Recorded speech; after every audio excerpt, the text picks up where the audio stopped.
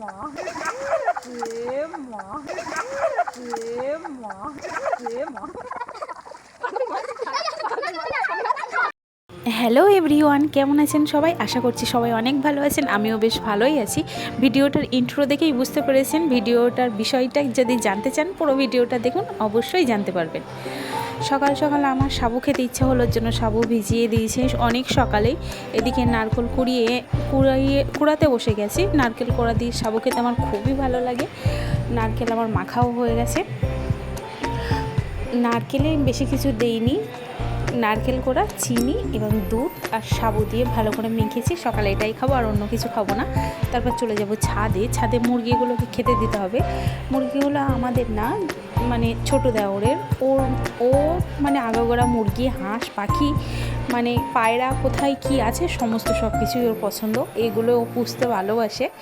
মুরগি মানে পোষার মতো আমাদের নিচে জায়গা আছে, কিন্তু আমাদের বাড়িতে সবাই মুরগি অতটা কেউ পছন্দ করে না। ওর জন্য ছাদের এক কোণে ছোট্ট একটি ঘর করে দেখো ওদেরকে রেখে দিয়েছে, কিন্তু খুবই পরিষ্কার পরিচ্ছন্ন করে রাখে। মুরগিগুলোর গা দেখেই তোমরা বুঝতে পারছো।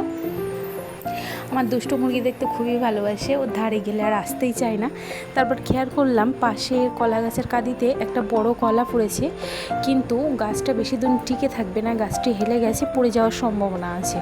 আর যে ইন্টারেস্টিং পার্টটার কথা আমি আগেই বলেছিলাম, চলো তোমরা নিজেরাই দেখে নাও, আমি আর মুখে কিছু বলবো না। নাম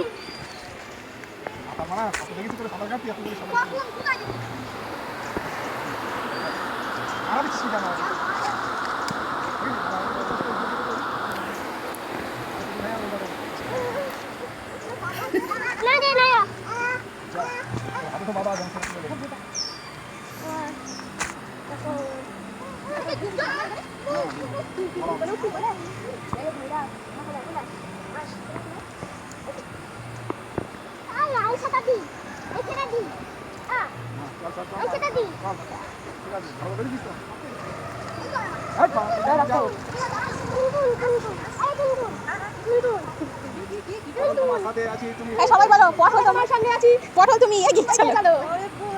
ফলস মাছ